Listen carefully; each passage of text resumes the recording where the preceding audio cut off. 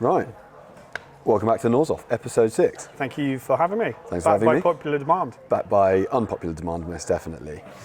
Another week without rugby, another weekend where I felt a little bit bored. Well, talk me through it. Well, Two actually, tries. Two. Hat trick. Trying to nose me off again. Hat trick hero. Hat trick hero. Back playing, which was quite nice, but obviously no Six Nations to watch, and with the level it's been played at, I really missed it, actually. Yeah. Great tournament so far, and I think this weekend is going to be even better. All 3 games, massive. All 3 games, everything's on the line. I mean, the important question for me, a week and a half down the line, have you recovered from your hangover? I'm fine now. I'm back fighting fit. I've got my voice back. I actually feel like a human being. I'm back in the room. Glad to hear it. So we'll launch straight in. I think possibly the most exciting weekend of rugby, in that we've obviously got Wales and Italy, the spoon off. Yeah. We've got England and France with Le Crunch, yeah, as ever, and then we've got Scotland, Ireland with the potential for a real upset. Which and game? a Triple Crown. And Triple Crown, yeah, good point. I completely forgotten about that. Easy question for me to ask before we go into the real sort of dig in. Which game are you most excited for? It's a really tough one. It's a really, really tough one, that one. I think all 3 games, as you just said, are going to be huge for completely different reasons. Game I'm most looking forward to is probably the spoon off. Excited to see who's spooning who, little spoon, big spoon, but as we mentioned, all 3 massive games. I think the Ireland-Scotland game probably has the potential to be the best game, and it's nice that it's the last of the weekend, but... Yeah, look, I think I'm with you. I'm very excited for the spoon off. Italy in Italy against Wales, who are in complete turmoil and going from bad to worse. That's really exciting and a mouth-watering potential clash. France-England, I think, has the potential to potentially be the most boring just throughout the way that England are playing, and they're going to play a defensive style game. However, if the French play the way they played against Scotland, that could be an exciting game. Yeah. I think in terms of excitement and quality rugby, the Scotland-Ireland game is the most tasty. Yeah. I think the Scots... Well, it'll be interesting to see how it goes. I mean, how are we going to do it in terms of order now? Well, too, let's start with the opening game of the weekend. Yeah. Let's start with Italy-Wales, because I think we can spend a bit of time on this. I'm going to start in reverse before we go into this, and you can give me a rationale afterwards. What is your score prediction? I'm so conflicted on this one. If Italy play like we know they can in terms of how they've actually played this tournament, I think they can sneak a win. But I think Wales have a lot to prove. They've been bad. They can't be any worse than they've been. You're making a face at me to suggest that you think they might. I think they can get worse. I really do think they can get worse. But before I go into it, don't dodge the question. I want your answer on the line. What's the score? Italy by 6. Italy by 6. I'm going to go tighter. I'm going to go Italy by 1. I think it's going to be really, I think it's going to be really tight. It's like one of the games towards the beginning of the tournament. I think the only one I've actually got wrong in my predictions, I said England would beat Scotland. I think it's very much going to be like one of those games. International rugby can go either way. It's not a knife edge. It really is. This is one of those games. If Italy perform, like I said, like we know they can, like they have in patches this tournament, they were great against Ireland. Yeah, I think the only time they haven't been looked good is against England. Which was away. They're home this weekend. And they'd put everything they possibly could into that France game the week before. The one down thing I think they have, and I think it's a big loss, and it's going to be the elephant in the room, no Capuzzo. I think he has been there, he's talismanic. He's the talisman, yeah. He is properly talismanic, and I think it's going to be tough for them, I think, without him. It's going to be really tough. It's one of those positions, fullback, that if you were going to miss anyone, I know he's probably their maverick going forward, bright spark. Fullback's probably one of those positions. I don't know. I think the one thing that is amazing about him is he can create something from nothing. So if it is a tight game, and if you think back to that, the last time that Italy beat Wales in Italy, it was in Italy? No, it was in Cardiff. It was in Cardiff, and it was Capuzzo inspired again. Yeah. So I think missing him is going to be big. I'd like to think, though, the way they've been playing, they haven't, like you said, they haven't totally relied on him. I think They are actually just a very good team. 100%. They're well drilled. I mean, they play really good rugby. And on the flip side, fallow came out this week and said that the contracts and all this strike action is too. It's rearing its head. It's too distracting, is what he said. And I think I'd argue, and as bad as it sounds, and I don't want to say it as an excuse because it is important what they're fighting for, and I think we all agree that they are being shafted. But I think it sounds like the Welsh are already making excuses for losing. However, having said that, like I've just said, you've got to feel for those Welsh guys. You mentioned it last week. The rumours that guys who are on 250 grand a year at Cardiff are being told 30 grand is your max. 30 grand. I know it's all relative, but rugby is a game that can be taken away from you like that. So being paid that sort of money is that player's security. And also, those players still have mortgages to pay. Exactly. And as much as my contempt for the Welsh, and I've said it before, anyone but Wales, I can take that away and say I really feel for them. That's such a horrible situation, and they are being fully shafted. Yeah, they're being shafted. Okay, so another contentious subject: rumours of an Ospreys Ealing Trailfinders merger. Well, I saw that. Horrible idea. Well, I've heard apparently it's not the only region that they've approached. Apparently they've asked around a load of different places. That's classic Ealing just going... They're all on... No, to be fair though, from the Ealing point of view, I get it. They've been shafted by the English league system. I don't see any reason why they shouldn't be allowed up into the Premiership. No, I agree. On terms of their grounds. In terms of playing style, they've won the Championship, a few times in a row now? I mean, obviously, other than the Saracens' time. But it's just ridiculous. I mean, half the teams in that bottom half of the Premiership don't fill their ground as it is. Yeah. So regardless of capacities and temporary structures and whatnot, it's ridiculous. I think I agree with you. I think the only thing is that Ealing don't fill that currently, even with winning the Championship. And I get, look, Premiership rugby is a bigger draw, but that's the only reason I can see the RFU having for it. And to be fair, they're fighting with north of Ealing is Saracens and then south of Ealing is Harlequins. Exactly. So it's a rugby hotbed. Yeah. But being, as you said, being in the Premiership, they would probably find a new wave of fans. Yeah. And the structure of Ealing is really good. Obviously, we know all about their kind of links with the universities around that area. Yeah. They're your league, aren't they? Trailfinders. Brunel. Well, Ealing Academy, let's call them. Ealing went up, and then Brunel are in Hearts Middlesex 2 currently, which is another joke, but we'll get onto it on another day. Going back to the Ospreys. It's interesting when you've got senior players like Sam Cross coming out and saying it would be a disaster. Yeah. Well, and I think what's Alan Wynne-Jones going to do? Travel to Ealing to play? That's the question. How's it going to work? Ridiculous.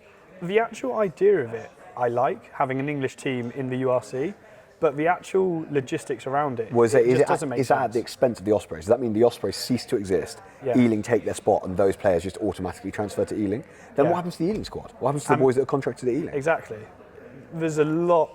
I don't see it happening. It's a shit show. It's a proper shit show. I don't see it happening for that reason. It's interesting, but, well, let's see what happens. Yeah. So, okay, we'll move on from Italy, Wales, but we're both going Italy. We're both saying it's tight. Yeah. We both agree that but Wales we wouldn't be surprised if Wales do win. I wouldn't be surprised, but I think, do you know, really strangely, becoming Little Spoon, winning the wooden spoon, might actually be the best thing for Welsh rugby right now. It might give the WRU a bit of a kick to say, look, we've got to sort this out. I think they've had the kick already. Yeah, with all the contract negotiations which happened, which obviously the Wales-England game went ahead, and I think even since then they've been shafted further. Yeah. If I was a Welsh player, I would just be like, no, I can't be asked with this. Yeah, 100%. 100%. The 25 cap rule does mean they can move abroad, but what are you doing for your young talent? I think it's imagine being a senior academy player right now. You're about to make your dreams come true, sign a pro contract, and you're coming into this. Sign a contract on little money. I mean, to be fair, the cap rule does now make sense because those bigger players who aren't being offered the money will free up space because obviously people like Fallow, Liam Williams are on a lot of money, which the WRU doesn't have. So that does allow a bit more money to come back into the game, and it does mean that those younger players will get more game time. I think it remains to be seen. Let's hope. It does not look positive at all, does it? No. Okay, England-France, Le Crunch, probably historically the real sort of knives-out battle for the Six Nations. I'm going to go in reverse again, and I'm going to ask you a rational afterwards. Result? Again, similar to the Wales-Italy game, my head and my heart are just telling me different things. Obviously, England have such a good record at Twickenham. England, even against France, we have such a good record. They've just been playing pretty dour rugby. France, whilst not being at their best, are still playing relatively good rugby, I'd argue. It's going to be really tight. It's going to come down to those fine margins. I think if France play the game which they played in the first kind of 10, 15 minutes against Scotland, in which they kind of blew them away with power, I think they could easily win that quite handsomely against England. But if England play the turgid, boring rugby where you keep creeping up and you keep the scoreboard ticking over, I can see England winning. I'm going to say France by 4. Yeah, I think that's my kind of view, is that if you look at England's record against France in the Six Nations, we do quite well at home. Yeah. And the French notoriously don't travel well to Twickenham. I think they got their kick up their arse from Sean Edwards last week against Scotland. And I think they played a really exciting brand of rugby. If they bring that brand and play the way that we know they can, I can't see us living with their attack. Yeah. If they bring that level of physicality in defence, we are not currently creative enough to break that French defence down. Well, what I would say is obviously as well, England play a kicking heavy game. France's back three is arguably the best back three in the world at dealing with those high balls, and any kicks which are slightly ajar, they will punish you for it. And you know full well they're not going to make the mistake that Wales did. They're not going to kick down Freddie Stewart's throat every single day. Yeah. So, yeah, it's a really tough one. My head and heart, same as you have said, my head says France are going to win it. It's going to be narrow. My heart would say I'd love to back the history of England winning. Key players for you? Who do you think really changed it and flipped it? Well, I mean, it's going to be interesting coming down to the selection of England, first and foremost. We're going to have our normal argument, aren't we? What's that? We're going to have our normal argument. I don't know if we are. You're going to select Smith? No, I'm selecting Farrell, Ollie Lawrence at 12, and Slade at 13. Okay. Obviously, Courtney Lawes, massive injury. Yeah, gone again. Which was interesting. Obviously, well, actually, first and foremost, the papers love to make a whole story, non-story of the whole Smith being dropped. Yeah. Any rugby fan knew he was being dropped to get game time at Harlequins, in which he tore up. How good? He was good. What was it, 3 assists, Harlequins win? 3 assists, Harlequins win, and man of the match. I think, not bad. Look, I've been an avid Smith supporter the whole way through. Can he do it at international level? I think he can do it at international level, and I think he needs to be trusted to do it, especially with some. If you look at the system he plays with at Harlequins, Esterhazy at 12. Yeah. I'd say Ollie Lawrence is the closest thing he's going to get to Esterhazy. Yeah. And Marchant at 13. Slade is the closest thing to get to Marchant. Yeah. So I think that's fine. But in terms of the structure England play, you can't play our England current game plan. and Harlequins is totally different. You cannot play the Borthwick game plan with a Maverick running 10. I'm also not sure you can play the Harlequins game. I was going to say at international level, but obviously Scotland, Italy, and France kind of do. We cannot come any higher than third now. You're guaranteed. Than fourth actually, unless Scotland lose the next two. That's not true. If we beat France and Ireland, we have a shout of winning the whole thing. True, but can you see us beating France and Ireland? But that's not to say. Okay, so my argument is, and what I'd like to see Borthwick do, is look long term. Forget the Six Nations. Yeah. Six Nations, we realistically, if you think in terms of realistic chances, we're not going to win. I would like to see him throw caution to the wind and go, do you know what, let's try this. Let's trial an expansive running game against what is arguably going to be one of the most physical defences in the world and see if it works. And to be fair, the good thing with Borthwick, well, from my point of view anyway, the one thing he has done is changed 2 or 3 positions and personnel each game. He's very much still trying to figure out his best team and the way, not necessarily the way he wants to play, but his best team. So I can see a few changes being made this weekend. I think the thing is, we both agreed the last time we spoke about the World Cup that England cannot win the World Cup on their current game plan.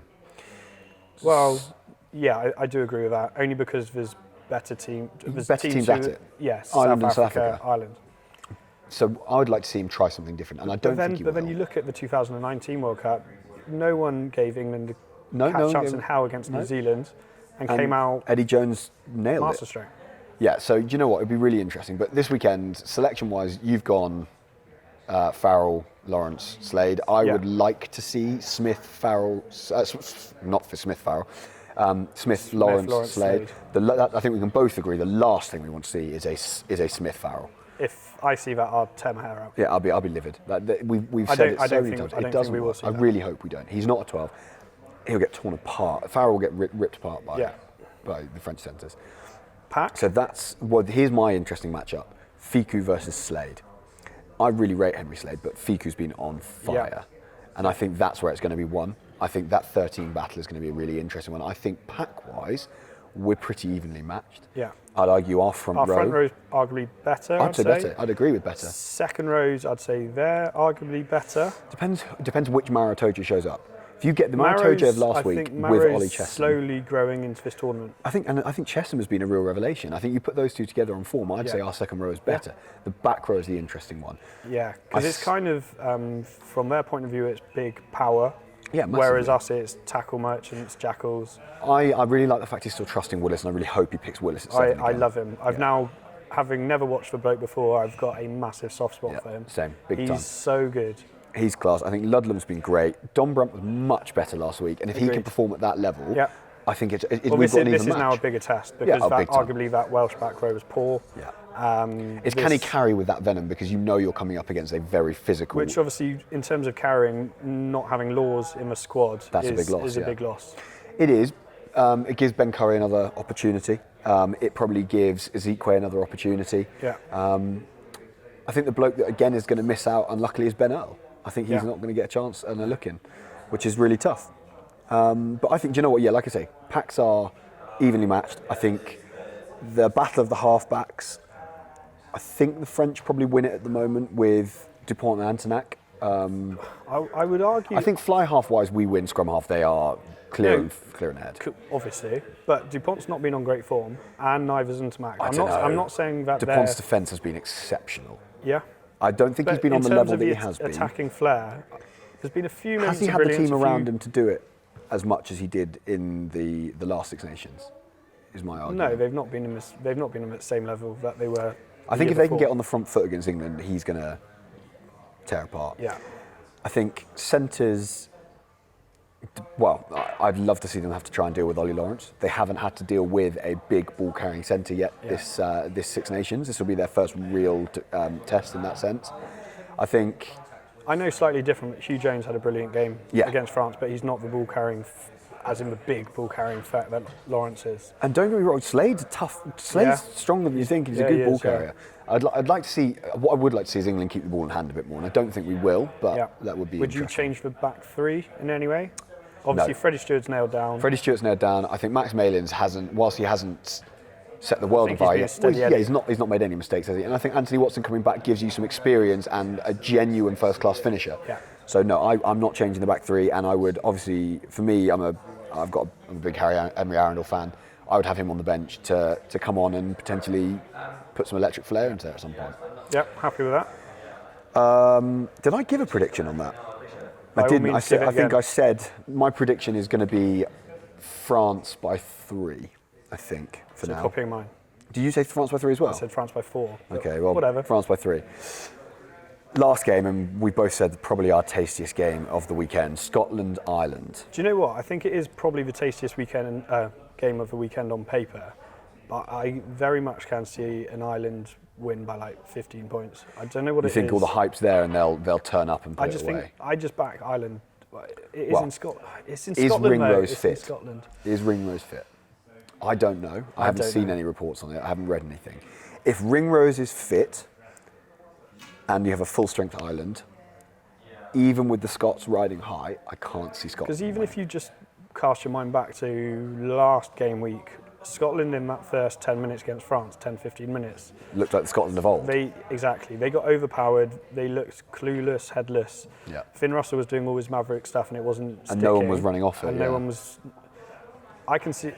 Yeah, it's going to be a really good game.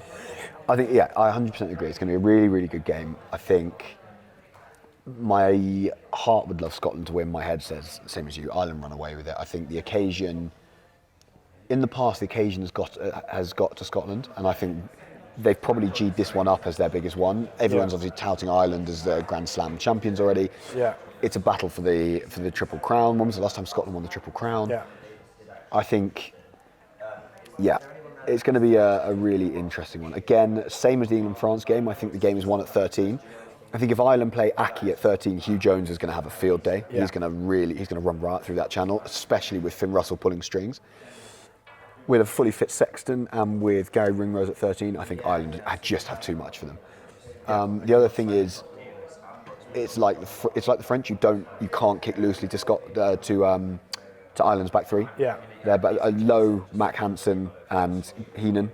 I mean, that if I look at all of the back threes, that's the one that gets me the most excited. Yeah. Well, and they have for the last 2-3 years now. Yeah.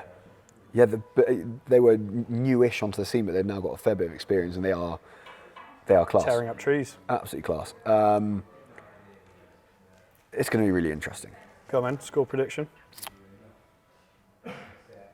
Ireland by 12 for me. So you're copying me. I thought you said 17. 15. Okay, Ireland by 12.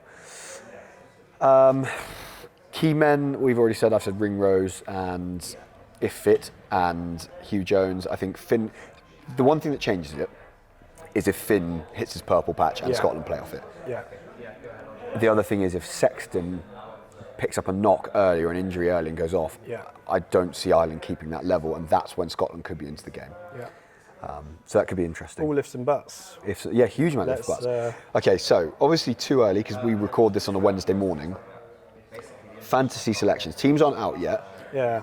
So who are I want your one guaranteed in and your one guaranteed out. So again, I haven't even thought about this. My normal tactic, which again didn't Copy work me. last week, no. Yes. My normal tactic is to see who are playing Italy / or Wales and just pack for wingers back three. But they're playing each other. But they're playing each other, so... See, my shoe-in would have been Capuzzo against Wales. Yeah, I think it'd have torn up. I agree. Go on, I want your one in and one out. I think James Lowe always. Is your in, okay? Yeah. And your guarantee, your one that you've stuck with regularly throughout and you're probably not going to select this week? I don't know. To be honest, I actually had an awful game week last week. And I think I wouldn't say it was awful. It wasn't your normal level. It wasn't my normal level of nauseousness, which I let myself down. I overthought it. So I don't want to overthink it this week. Like, go on, man. Who are you... So really interesting. My one in, purely because I think without Capuzzo and with what will hopefully be a bit of an expansive game, I'm going Luis Zamet. He's my guaranteed in. Yeah. Fair. That's a good shout. To be fair, out of all the Welsh performances, he is stardust, isn't he? Yeah, 100%. My out, I think I'm probably taking Doris out. I think that's going to be... I think that back row, though, Ireland always tackle. They do, but I think it's if I'm thinking in terms of picking a back row,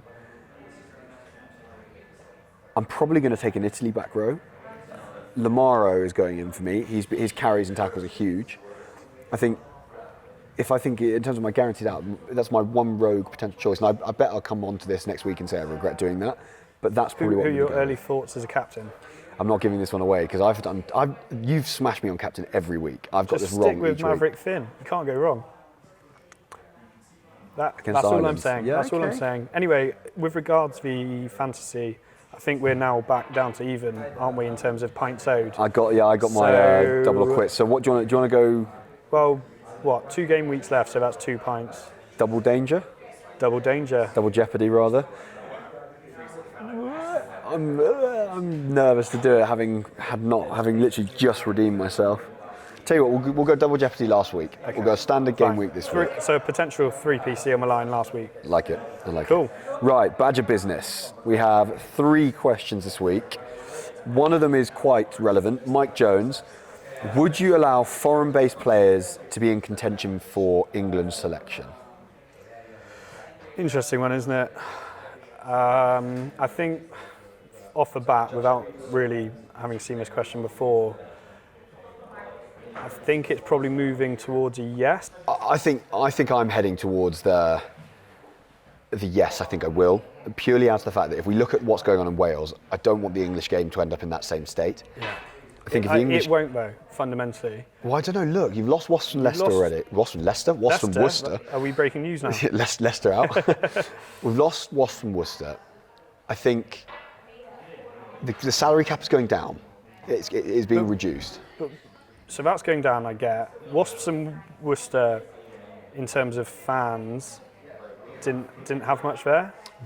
Wasps did when they first moved. Worcester, do you know, But Worcester wasn't kind badly. of shot themselves in the foot by first being Yes, in they London, were. being in Coventry. Yeah, They've been shafted by Coventry in terms of the stadium and stuff. Well, they owned the lease on it. I think that's probably what shot them in the first place, was owning that lease. But then, I just don't think the management of the clubs was brilliant. But my only thing is, I just don't want to.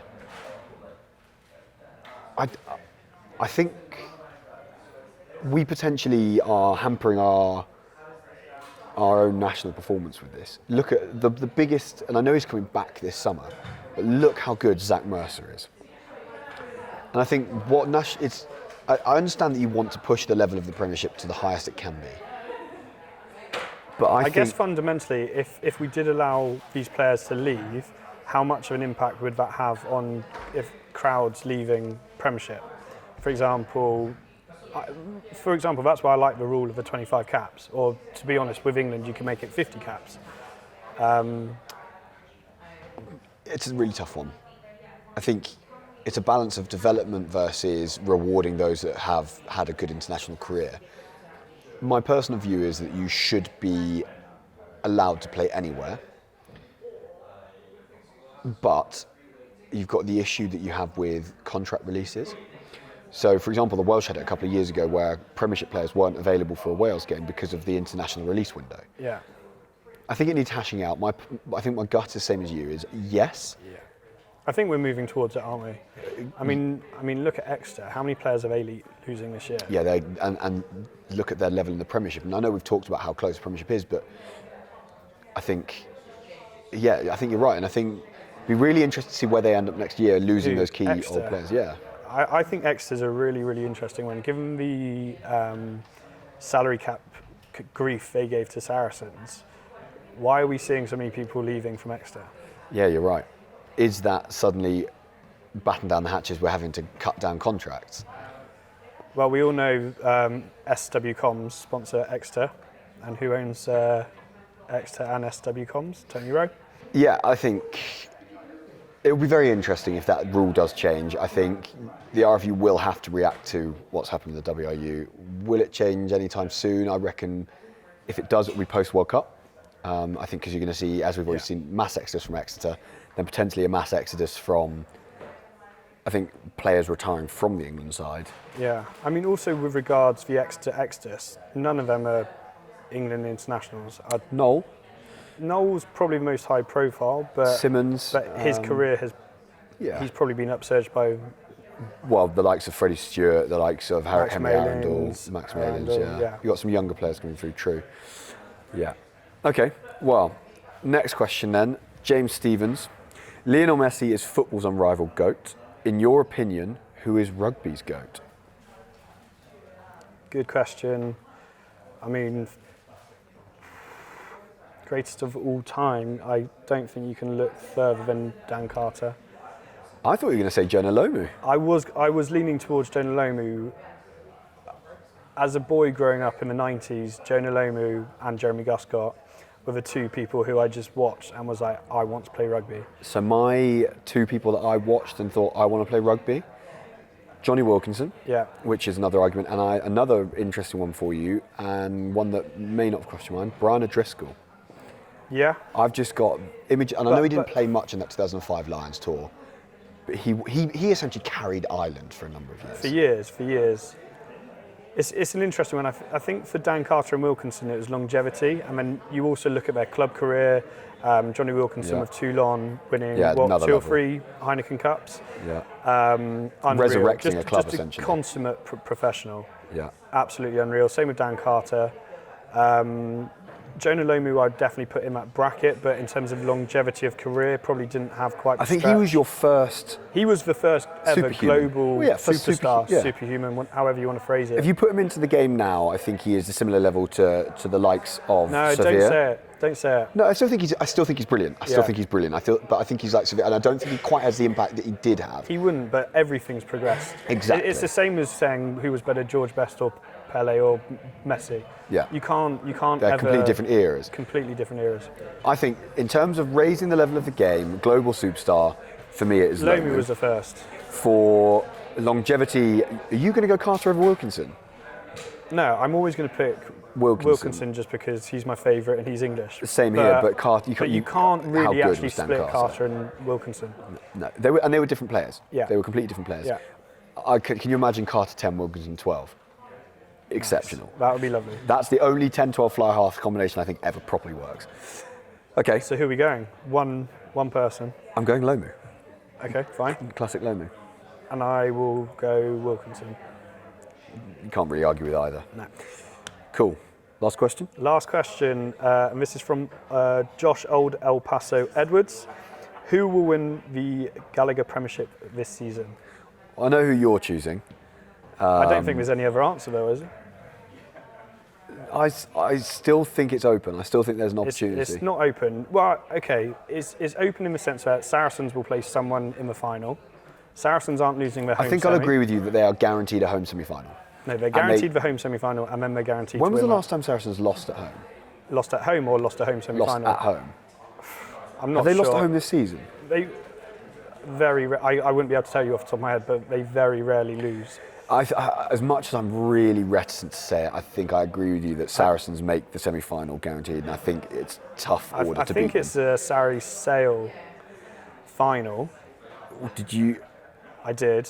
I mean, did you see the game over the weekend? I did, but obviously that game is without all the international players. True. Yeah. Okay. Good point. Very good point. To be honest, my first instinct on this question would always be to back Saracens, but then you look at a one-off showpiece game, for example, the Leicester final last year, Freddie Burns dropped goal last minute. Saracens can lose these games. So one-off showpiece at Twickenham, there is a clear favourite for me.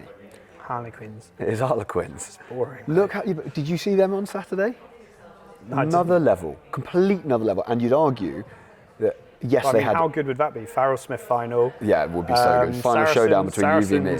Yeah, exactly. We can guarantee one thing: your actual team aren't making it. They're going to the Championship next season. Yeah? Old Mahillians. Old Mahillians. How bad, how poor have Bath been? Yeah, but Bath have been awful probably since 2016 when they last made the final. Bath has always been a gravy train for players who just have no desire to play decent rugby. But they saying about Finn Russell. It remains to be seen. I mean, yeah, it'll be interesting to see how he gets on playing. They will play better rugby with him. Is he going to be one of these internationals like fallow who plays twice a season and you never see him again on massive money? Bath are awful and have been for years. I'd love to see them have a revival next year though. With Finn at 10, I can see it happening. Imagine that Finn and Ollie Lawrence in the same team. Yeah, so that's Class. great. But what I've said to my Coventry. friends, you've got to get the ball. The pack is so bad that Finn Russell's just going to be making tackles for 80 minutes. Which he hates. So yeah, good point. Okay, so winning the Premiership, we both said what we'd like to see as the final. I think it's Sarri's tighter than you final. think. I think I'll give it to Sarri's are definitely favourites. It's Sarri's to lose. I think Leicester could challenge them. I think Sale could challenge them. I think Quins could challenge them. And I think on their day, Gloucester could challenge them as well. Okay, I'm going to give you. I'm going to add my final question to you here because it is so tight. Who's your Premiership top 4 this season? We'll both agree that Sarri's are top. Sarri's and so Sale. give me a 3 and Sale. Okay, so give me 2 below. I haven't actually looked at the running. If you're playing, It's so tight. I think quite a lot of them play each other. Yeah. I mean, if any of them are playing Bath, that's a guaranteed. 5 points. Yeah, 5 points. Quins and. Quins resurrected their chance by beating Exeter. If they'd lost to Exeter this weekend, I'd have written them off for the. Can Bristol make a late charge? They could. Will they is the question. I think, do you know what, my top 4. I mean, they beat. I know. Again, it's really hard to take these results in the international window without a pinch of salt. But beating Northampton 60 odd. Northampton haven't got that many England players, so I'd give you that one. No, fair. I think my top 4 is Saracens and Sale. I think Quins will sneak in. So that means Quins. Yeah, Quins. And I think versus Leicester Sale. will sneak in as well. I think Quins are 4th, so I think unfortunately it will be a Sarri's Quins semi at StoneX, which Quins are going to be We'll hard have to go pushed. to that one. Yeah, 100%. I think Quins are going to be hard pushed to win that, unfortunately. But yeah. Cool. Cool. Until Happy next week. days. Enjoy.